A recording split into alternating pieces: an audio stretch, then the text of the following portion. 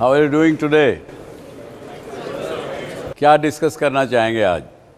So competitive advantage, how to get a competitive advantage through customer satisfaction. It's a very good subject. आप लोगों के हिसाब से क्या आपने क्या उसमें पढ़ा है अभी तक? कुछ ना चाहेंगे मेरे साथ? इसी विषय पर आप लोगों को जो लगता है वो कुछ शेयर करना चाहेंगे मेरे से?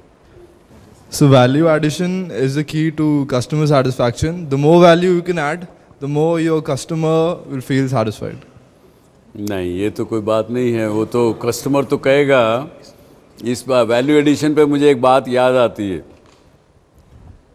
गांव में दुकानदार होता है, गांव में किसी ने देखा गांव से कौन है?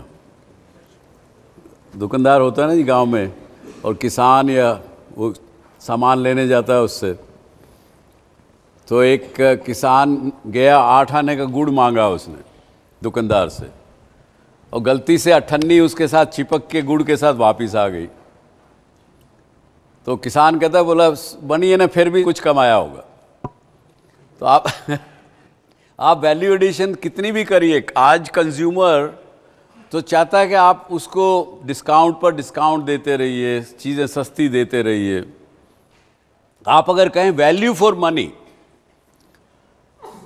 तो बात जमती है। So it's basically how happy is the customer. So I have experience with GoDaddy.com.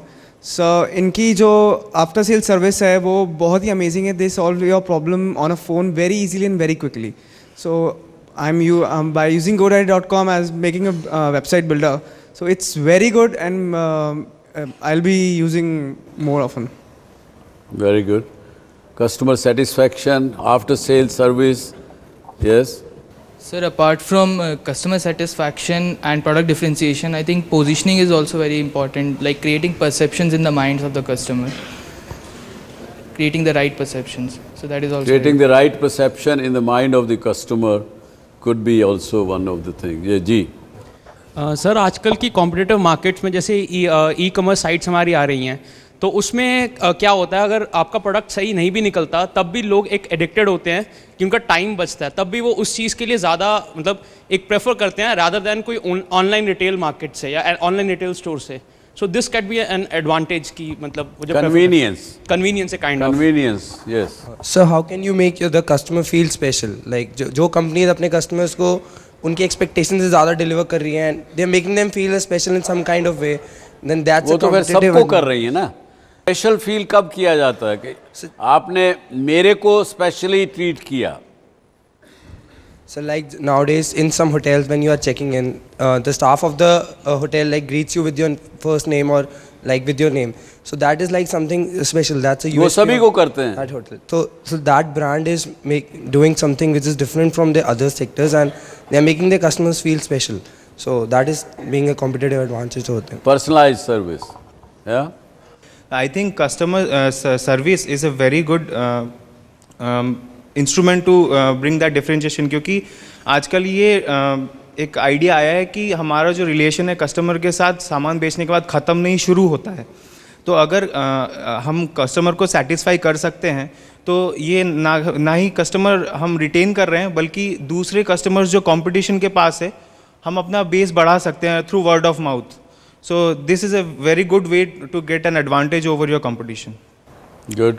जो अभी आप सब लोगों ने कहा, और राइटली सो, आपने ठीक जवाब दिए, लेकिन कैसे अचीव करेंगे उसको? एक साइकिल क्या है? हाँ जी. So I think by providing full experience and customer delight will help to fetch the customer and giving them the right experience. But how do I delight my customer? Question is cycle. देखिए, product किसी भी company ने कोई भी product निकाला, उसके बाद एक साइकिल शुरू होता है, चाहे वो एडवर्टीजमेंट का है, चाहे उसको प्रोडक्ट को अवेलेबल करने का है, चाहे कुछ है, वो कैसे किया जाए. So first we need to find what the customer actually wants, then only differentiate the product. पहले हमें पता होना चाहिए कस्टमर को चाहिए क्या. अगर हमें ये पता होगा then we can come up with a. चलिए, वो तो प्रोडक्ट डिज़ाइन करने की बात हो गई. प्रोडक्ट डिज़ाइन इसी तरह से किया जाता है जो कि हमको पता हो कि इसकी मार्केट में डिमांड है, कंज्यूमर्स हैं। प्रोडक्ट तो डिज़ाइन कर लिया आपने, लेकिन फिर आगे क्या, कैसे करेंगे उसको। ना लेट मी एक्सप्लेन यू, जो मैंने समझा है कस्टमर सेटिस्फैक्शन, एक साइकिल राउंड 360 डिग्रीज।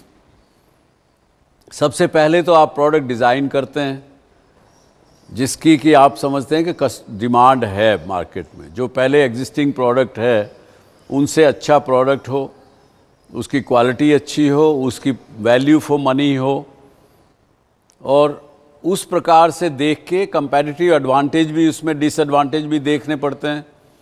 फिर कौन सा मार्केट सेगमेंट आप अटैक करने वाले हो। अब एक प्रोडक्ट है, आज मान लीजिए इसी को लीजिए, एक ये पानी की बोतल है, अब ये 6 ब्रांड की मिलती है, 8 ब्रांड होंगे, और भी लोकल ब्रांड जगह जगह सब जगह है, परंतु एक कंपनी इस बोतल को 20 रुपये का बेचती है, एक 15 रुपये का बेचती है, तीसरी कंपनी 10 रुपये का बेचती है।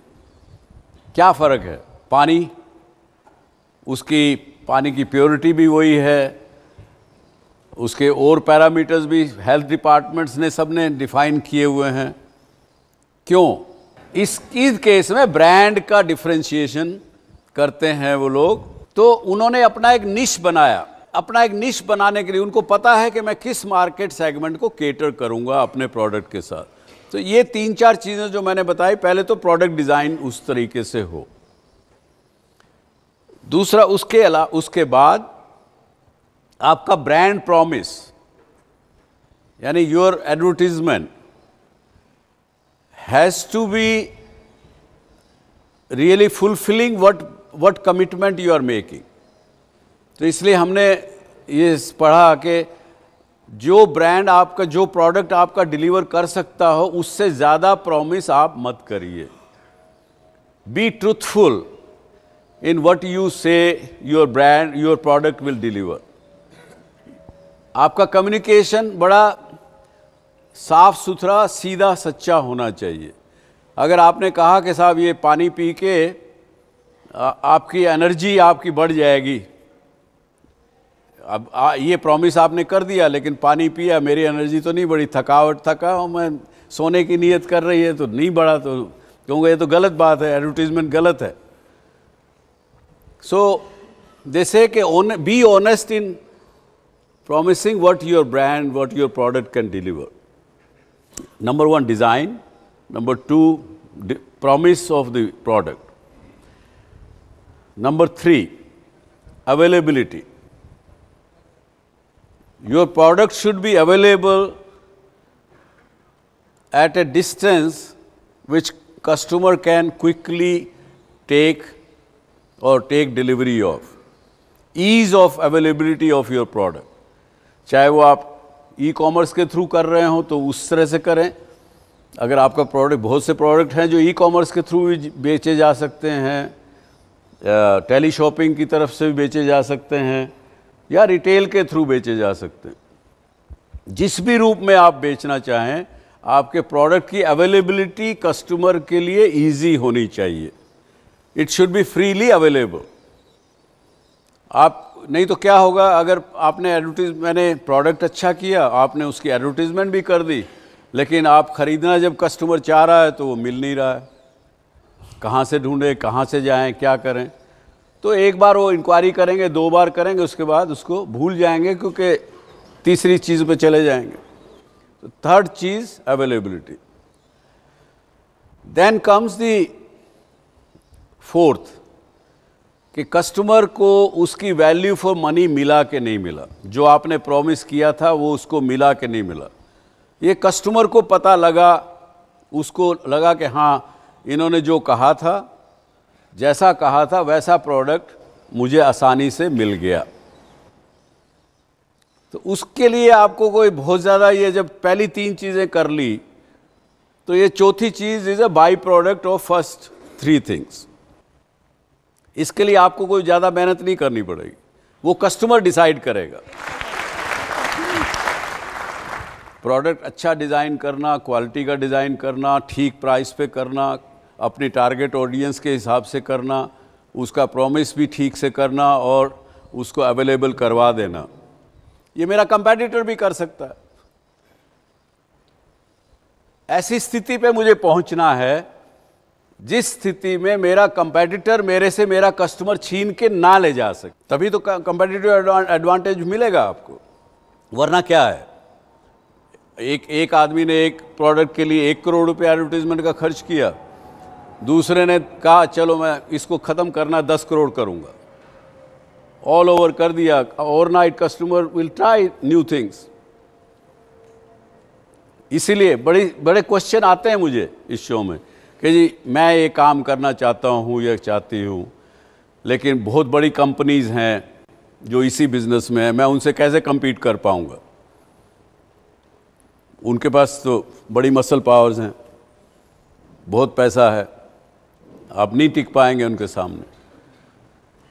Then we go to the following further steps. What can be the 5th step now? What comes to your mind as a management student? दो ही स्टेप और दूर हैं। Just guess what are those 2 next steps? Well, after the customer has used the product, and you're talking that we want to retain the customer vis-a-vis our competitor, so we have to retain him. So how do you retain? So by applying using certain principles such as after-sale services and giving him something extra, some value, some bonuses that will. वो तो मेरा competitor भी कर लेगा भाई. Anybody else? Sir, through continuous product evolvement, अगर मैं एक प्रोडक्ट दे रहा हूँ उसको मैं बनाते रहूँ, जैसे कोई भी लैपटॉप कंपनी हो जाए तो वो नया प्रोडक्ट आप बनाएंगे, वो तो मेरा जब मैंने पहले जो प्रोडक्ट बनाया है, जब तक उसका मैं R&D का डेवलपमेंट का खर्चा नहीं निकाल लूँगा, अनफ क्वांटिटी बेच नहीं लूँगा, तब तक अगर मैं इनोवेट करता जाऊँगा, पैसा और खर्च करता चला जाऊँगा, वायबल नहीं होगा। Sir utility derived by the customer, मतलब अब प्रोडक्ट दे दिया, प्रॉमिस कर दिया, अब आती है यूटिलिटी की वैल्यू फॉर मनी। उसने जितना पैसा खर्च किया है उतनी यूटिलिटी उसने डिराइव की या नहीं की तो फिर वो रिटेन है। थोड़ा सा आउट ऑफ बॉक्स सोचिए सब लोग। Your young mind, just think out of box. So taking a proper feedback for your product or services from the customers. You're getting close. She's getting close to what I'm looking for. Once you have given satisfaction to your customer through the 3 things which you did: designing the product, and commitment, proper commitment, honest commitment, and then through making it available, you achieve customer satisfaction. Now, the 5th thing is give and take feedback. Take the customer's feedback and give him, the customer, also the feedback. Be brave. आपको bold होना पड़ेगा. Be brave to even tell your customer about your competitive products. अंधेरे में मत रखिए उसको बताइए, educate करिए कि आपका जो प्रोडक्ट है उसके और कंपीटिंग प्रोडक्ट कौन कौन से हैं, उनके सामने आपका प्रोडक्ट कैसे स्टैंड आउट करता है, उसको सिखाइए, उसको बताइए, एजुकेट कीजिए, उनसे फीडबैक लीजिए। उससे आप थोड़ा बहुत ट्वीक करेंगे अपने प्रोडक्ट को, अपने एडवर्टीजमेंट को, अपने डिलीवरी मैकेनिज्म को। फीडबैक लेंगे तो कोई अगर वीकनेस होगी थोड़ी बहुत, उसको टाइटन करेंगे और उसको आप एजुकेट करेंगे, उसको एम्पावर करेंगे। Empowerment, transferring the empowerment to your customer. Now the customer feels कि यार ये प्रोडक्ट तो बड़ा अच्छा है, ये कंपनी भी बड़ी अच्छी है, इन्होंने मुझे जो प्रॉमिस किया वैसा प्रोडक्ट दिया, डिलीवरी किया। अब मुझे इस प्रोडक्ट के बारे में और ज़्यादा जानकारी है, मैं कह सकता हूँ कि ये प्रोडक्ट और ये अवेलेबल हैं, इनके मुकाबले में ये इनका जो प्रोडक्ट है ये ज़्यादा अच्छा है। At this stage your customer turns and becomes your advocate, your brand ambassador. Now he tells 5 other people कि भैया ये ब्रांड का प्रोडक्ट है ना, ये ज़्यादा अच्छा है, तुम अगर दूसरा इस्तेमाल कर रहे हो, मैंने देखा तुम्हारे घर में दूसरा पड़ा था, ये अच्छा नहीं है, ये ट्राई करो।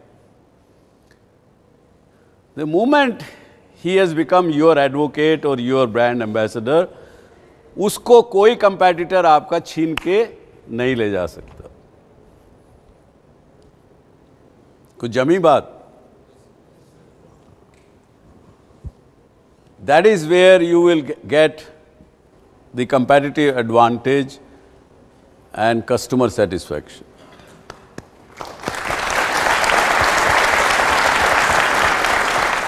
आप जो अपने घर में बैठकर मुझे देख रहे हैं, इस शो को देख रहे हैं, आप सबका भी वापस स्वागत। आई होप आप में से बहुत से लोग भी बिजनेस करना चाहते होंगे या कर रहे होंगे। अभी ये ब्रेक से पहले की बातें आपके कुछ काम आएंगी, मेरा ऐसा विश्वास है। अभी हम बात करेंगे कि इस कम्पेटिटिव वर्ल्ड में किस प्रकार से आप ज़्यादा कामयाब रहें अपने कंपटीशन के मुकाबले में। और बहुत बार ये भी प्रश्न होता है कि मैं एक एंटरप्रेन्योर होने के नाते अपने कंपटीटर के साथ, जो कि बहुत बड़ी कंपनी भी हो सकती है, उसके पास पैसा धन ज़्यादा भी हो सकता है, उसके बाद रिसोर्सेज ज़्यादा हो सकते हैं, उनके मुकाबले में कैसे कामयाब हूँ, ये आज का विषय इस ब्रेक के बाद का। बताइए आपको क्या लगता है कि जब आपका कंपेटिटर एक बड़ा गोरिल्ला हो, आपसे ज़्यादा ताकतवर हो,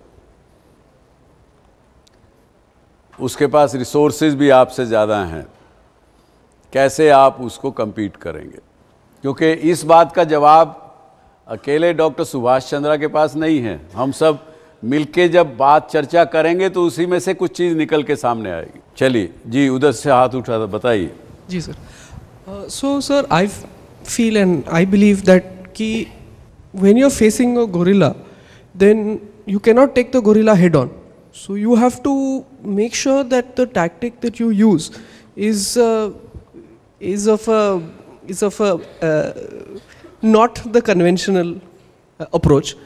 You should definitely go in for a niche market, or you should have a product which is catering to a small segment, something that is a match for your resources and the kind of people who you are targeting as customers. So if you take on the gorilla head on, you are definitely going to die.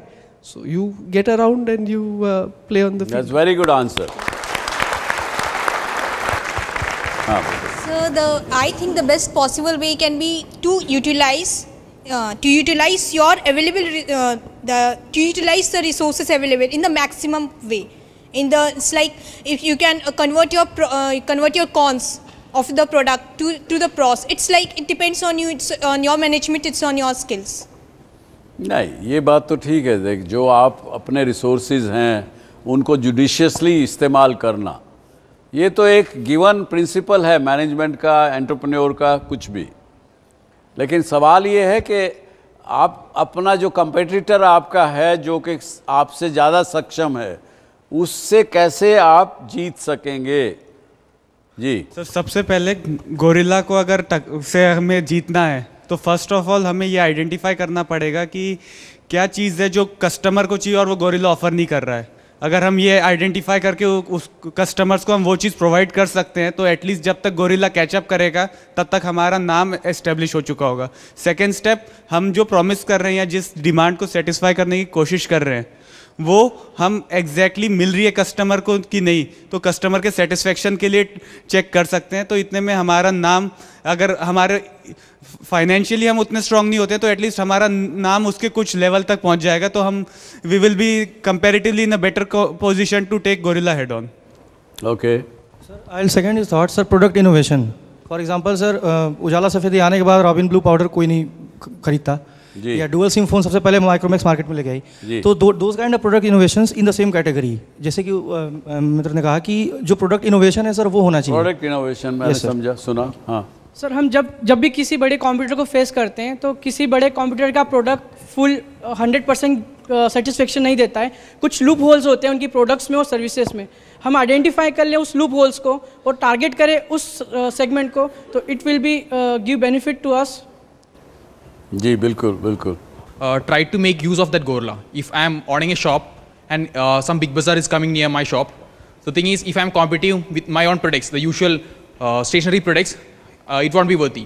So if I am starting some small sweets and all, I'll be getting a huge market. If I am using that gorilla in my own way, it will be profitable for me. Good, good. That's also good. Yeah. So I would like to add a perspective on this. Like first of all, you are an underdog and you are going against a gorilla, or else you are a gorilla going against a gorilla who is actually existing in that market. Like IBM went for Xerox in Office copiers but could not defeat it. So playing with the marketing mix with the 4 P's, either you shape your product in a way which relates to your USP, then you can be a gorilla and go against them. And if you are an underdog, like Nirma was in case with Surf Excel, then you can play with the price and then take them on. That's a good analogy, yes. Sir, I think promoting your product, if you are facing a gorilla, will be a big problem for you. So for promoting your product and reaching to the customers, you can try to utilize and you can try to capture one big customer or an event which can promote your product, and so that you can reach more and more customers and you can provide your services there. Ji, very good. So to deal with the big players, aggressive strategy is needed.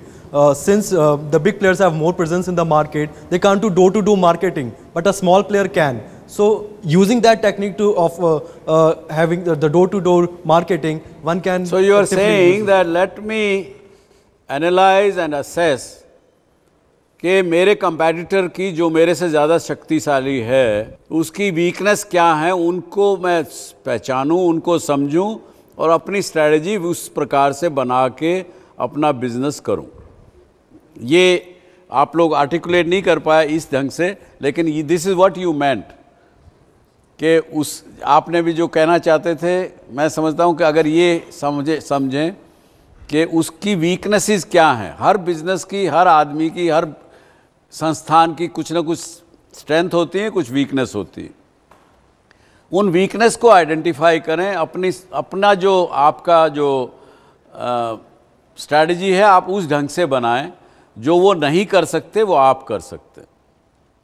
क्योंकि मैंने आपको पिछले कई session में बताया कि हमने एक पॉलिसी बनाई कि जिस बिज़नेस में अगर हम या तो नंबर 1 ना हो या स्ट्रॉन्ग नंबर 2 ना हो तो हम उससे निकलने का प्रयास करते हैं। क्यों? क्योंकि एक समय के बाद आपकी संस्था ज़्यादा बड़ी हो जाती है, आप ज़्यादा ब्यूरोक्रेटिक हो जाते हैं, आपका रिएक्शन टाइम ज़्यादा होने लगता है। जबकि एक नया एंटरप्रेन्योर छोटी ऑर्गेनाइजेशन लेके 2-4 लोग मिलके कुछ भी डिसरप्शन क्रिएट कर सकते हैं। तीसरी बात आती है disruption. How do you create disruption in your existing, in any product category, in any business? आप डिसरप्शन किस प्रकार से क्रिएट करें? बल्कि हमने तो अपने आप 2 साल पहले हमने खुद की इंटरनल वर्कशॉप की कि मैं अपना बिजनेस किस प्रकार से किल कर सकता हूं, मुझे वो आइडेंटिफाई करना। मेरा बिजनेस कैसे किल किया जा सकता है मेरे अपने द्वारा, वो मैं आइडेंटिफाई करूं। How to kill my own business, ताकि उसमें दूसरा आदमी आके डिसरप्शन ना क्रिएट कर सके। ये तो बड़ा उदाहरण है सबके सामने, वेल नोन है कि Nokia was sitting very pretty with 65% of the market share of the mobile phones, और क्या हुआ उनके साथ। So disruption, creating disruption is another way to take on your competition, चाहे वो बड़ा ही क्यों ना हो।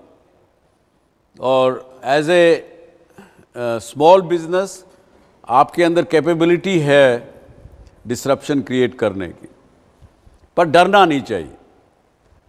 जहां डर गए ये सोच के कि वो सामने वाला बड़ा है, मर गए।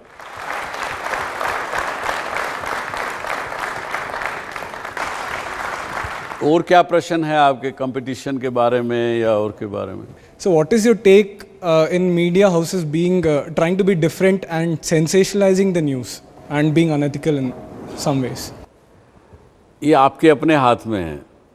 आप अगर उसको देखना बंद कर देंगे तो धीरे धीरे उनको ये सब चीज़ों से बाहर निकलना पड़ेगा और एथिकल होना पड़ेगा।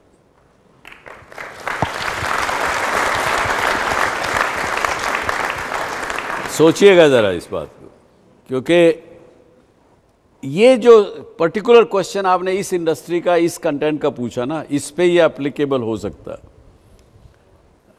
आपको लगता है कि कोई सामने वाला अनएथिकल है, just remote is in your hand, change it. On the other hand, हर एक ये इस प्रकार की चीज़ हो गई कि वन अपमैनशिप आज के दिन में चल रही है।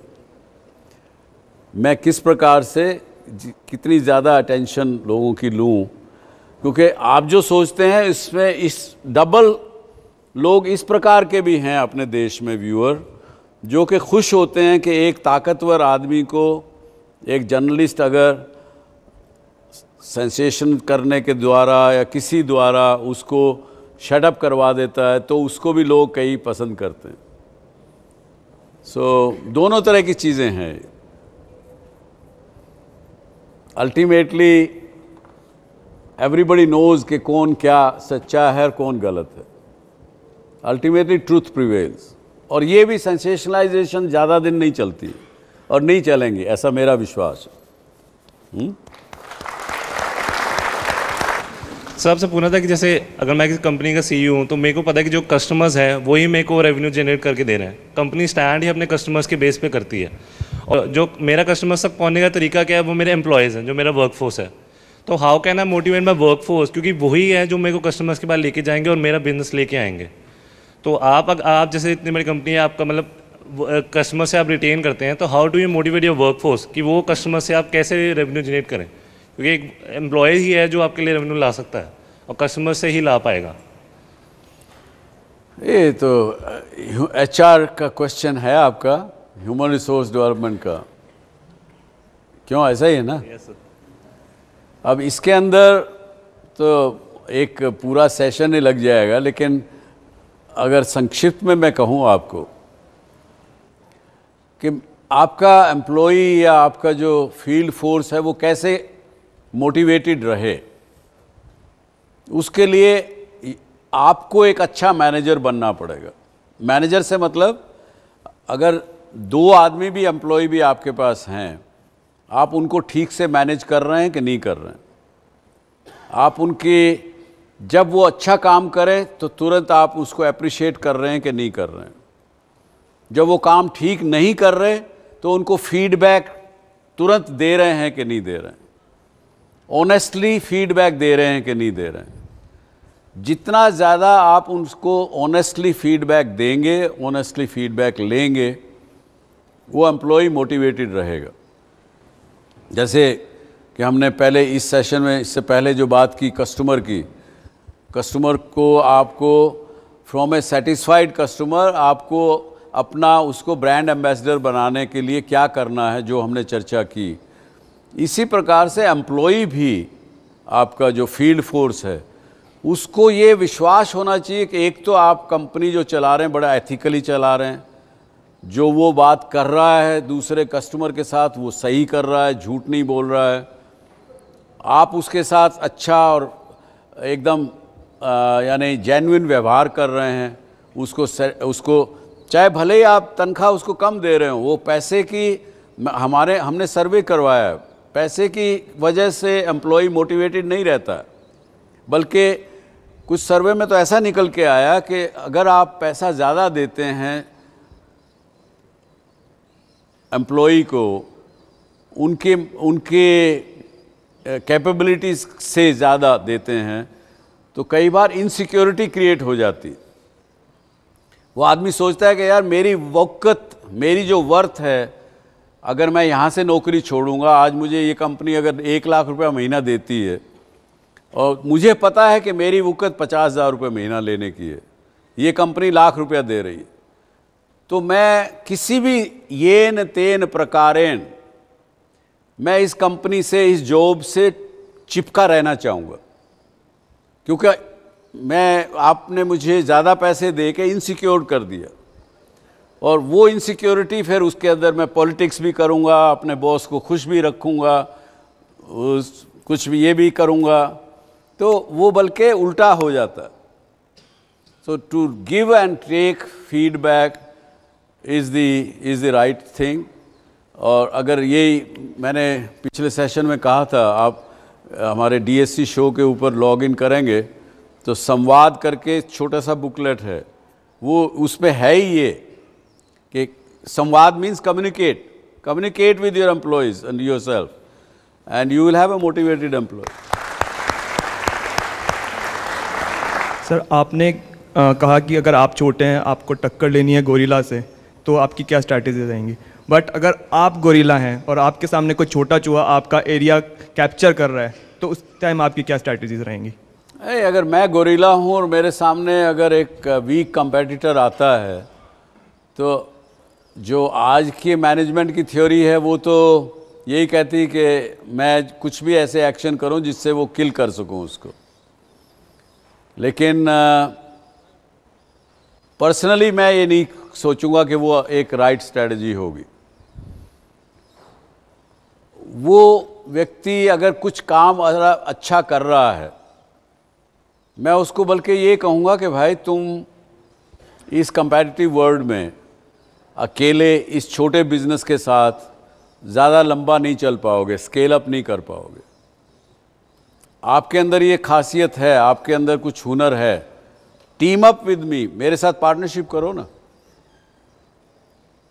Instead of having 100% of this big a pie, you take 30% of that large a pie. That is what I will try to tell him and learn something more from him, and that's how I remain ahead of the competition.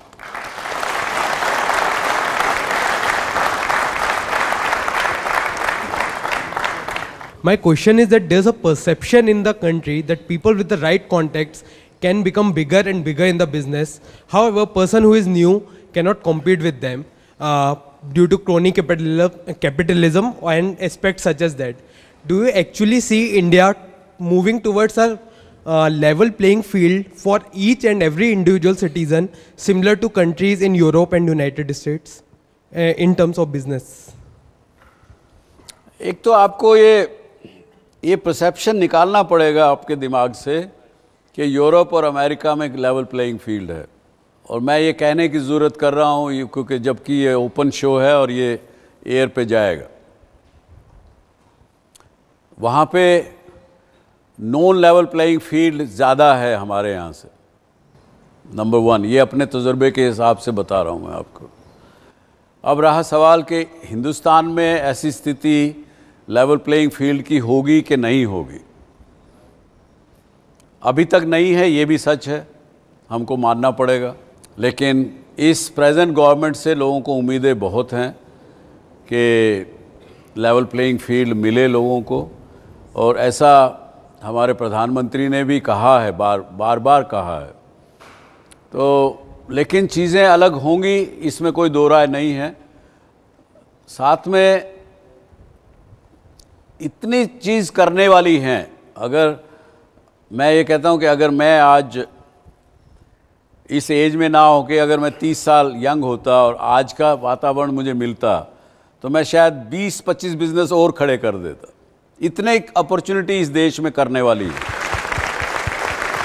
मेरा आजकल आप देख रहे हैं, आजकल एक trend आ गया है जहाँ पे जितने भी आपके मीडिया हाउसेस होते हैं, they being owned by corporate proprietors, तो they have several obviously vested interest. So news को ऑथेंटिक, रियल और एथिकल रखने में कितना कॉन्फ्लिक्ट ऑफ इंटरेस्ट आता है, ये मैं आपसे पूछना चाहूँगा।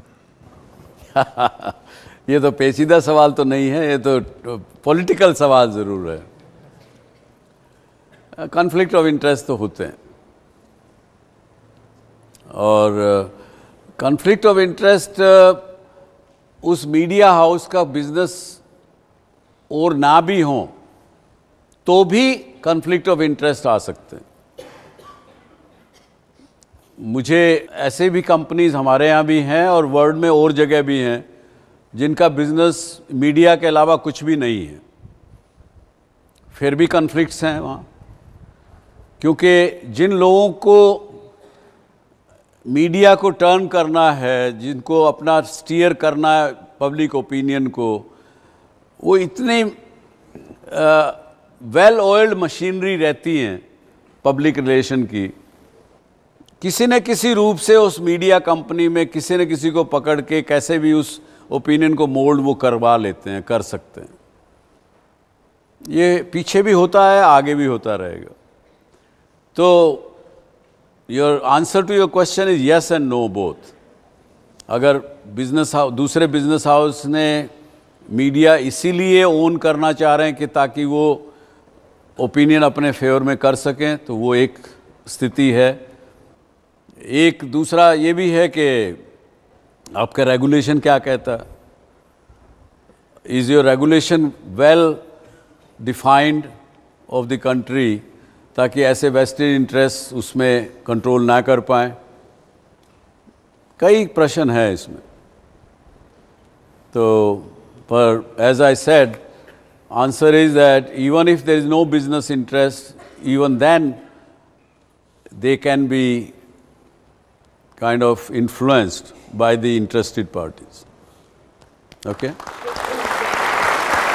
So with this, I would like to say thank you very much to all of you.